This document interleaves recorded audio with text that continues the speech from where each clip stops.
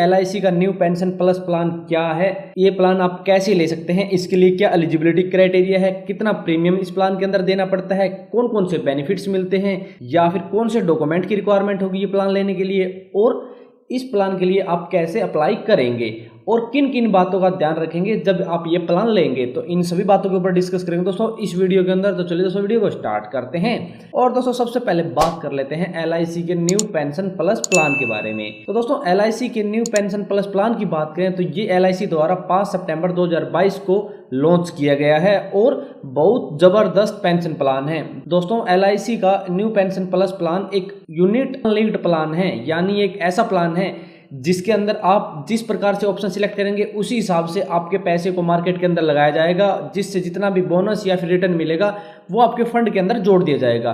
दूसरी सबसे बड़ी खास बात दोस्तों, ये एक ऐसा प्लान है जिसके अंदर आप 35 साल से ही अपनी पेंशन स्टार्ट करवा सकते हैं। और दोस्तों इस पेंशन प्लान के अंदर LIC द्वारा गारंटीड एडिशन भी दिया जाता है, यानी एक तो आपको अनलिंक्ड पेंशन प्लान के अंदर जो मार्केट से बोनस या रिटर्न मिलेगा वो मिलेगा, और दूसरा इसके अंदर LIC द्वारा गारंटीड एडिशन बोनस भी मिलेगा।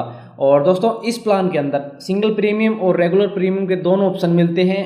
तो यदि आप एक ऐसा पेंशन प्लान देख रहे हैं जो एक तो मार्केट से कनेक्टेड हो, दूसरा कंपनी अच्छा गारंटीड एडिशन दे और जिसके अंदर प्रीमियम के भी अच्छे ऑप्शन मिले और अच्छी पेंशन स्टार्ट हो जाए कम उम्र से, तो आप LIC का न्यू पेंशन प्लस प्लान ले सकते हैं, जिसका टेबल नंबर 868 है। इसके अंदर बहुत सारे बेनिफिट्स हैं और आपको ये प्लान बहुत सारे बोनस भी देगा।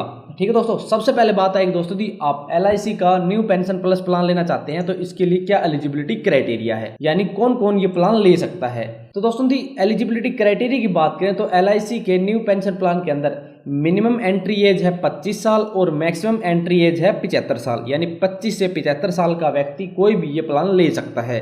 इस प्लान के अंदर दोस्तों मिनिमम पॉलिसी टर्म है 10 साल की और मैक्सिमम पॉलिसी टर्म है 42 साल की। और इस प्लान के अंदर दोस्तों मिनिमम वेस्टिंग एज है 35 साल और मैक्सिमम वेस्टिंग एज है 85 साल, यानी 85 ईयर्स।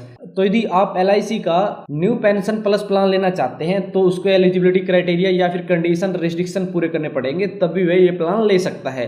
अब बात करते हैं दोस्तों LIC के न्यू पेंशन प्लस प्लान के अंदर मिनिमम कितने रुपए इन्वेस्ट कर सकते हैं, यानी कम से कम कितने रुपए आप इस प्लान के अंदर प्रीमियम के तौर पे निवेश कर सकते हैं। तो दोस्तों इस प्लान के अंदर यदि सिंगल प्रीमियम की बात करें तो 1 लाख रुपए मिनिमम इन्वेस्ट कर सकते हैं, और रेगुलर प्रीमियम की बात करें तो वे आपके पेमेंट मोड के ऊपर डिपेंड करेगा कि आपको कितने रुपए इन्वेस्ट करने पड़ेंगे। यानी आप मंथली इसके अंदर प्रीमियम देते हैं तो आपको 3000 रुपए मिनिमम इन्वेस्टमेंट करनी पड़ेगी। यदि आप क्वार्टरली प्रीमियम देते हैं तो उसके अंदर आपको 9000 रुपए इन्वेस्ट करने पड़ेंगे मिनिमम, और यदि आप हाफ ईयरली इसके अंदर इन्वेस्ट प्रीमियम देते हैं तो आपको 16000 रुपए देने पड़ेंगे, और यदि आप ईयरली प्रीमियम देते हैं तो इसके अंदर आपको 30000 रुपए इन्वेस्ट करने पड़ेंगे मिनिमम।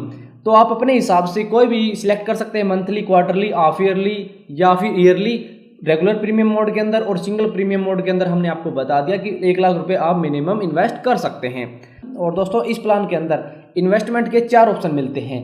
वे इन्वेस्टमेंट के ऑप्शन दोस्तों आपके ऊपर डिपेंड करेंगे कि आप अपना पैसा किस टाइप से इस प्लान के अंदर लगाएंगे, यानी आप थोड़ा मोटा रिस्क उठाएंगे या फिर आप एकदम सिक्योर रखेंगे या फिर आप बैलेंस लगेंगे या फिर अपनी इन्वेस्टमेंट को ग्रोथ करेंगे या फिर आप बीच में भी डिसकंटिन्यू अपने फंड को कर सकते हैं। ऐसे इसी आधार के ऊपर दोस्तों आपको 4 ऑप्शन के अंदर ये प्लान मिलेगा। एक तो पेंशन बॉन्ड फंड, एक पेंशन सिक्योर्ड फंड, एक पेंशन बैलेंस्ड फंड और एक पेंशन ग्रोथ फंड, और 5वां पेंशन डिसकंटिन्यू फंड। ये पेंशन फंड है दोस्तों 5, इनमें से आप कोई भी सिलेक्ट कर सकते हैं इन्वेस्टमेंट का ऑप्शन। दोस्तों इनके ऊपर हम अलग से वीडियो लेके आएंगे और 5 फंड को आपको अलग अलग से समझा देंगे। ठीक है दोस्तों, आप अपने हिसाब से किसी भी फंड को सिलेक्ट कर सकते हैं और अपने हिसाब से अपने पैसे को मार्केट के अंदर लगवा सकते हैं या फिर सिक्योर रख सकते हैं। अब बात करते हैं दोस्तों कि आप LIC का न्यू पेंशन प्लस प्लान लेते हैं तो इसके अंदर गारंटीड एडिशन किस प्रकार से मिलेगा। तो दोस्तों दी इस प्लान के अंदर गारंटीड एडिशन की बात करें तो आपके सामने रेगुलर प्रीमियम और सिंगल प्रीमियम का कंपैरिजन करके बताया है या फिर टेबल दी है, इसके अंदर आप चेक कर सकते हैं कि कंपनी द्वारा गारंटीड एडिशन कब दिया जाएगा।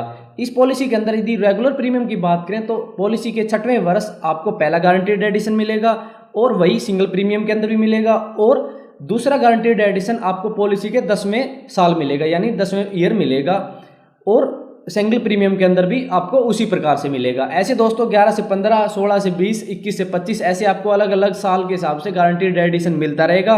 आप आपके सामने टेबल है, आप इसके अंदर चेक कर सकते हैं कि किस साल कितने वर्ष के बाद आपको कितना गारंटीड एडिशन मिलेगा।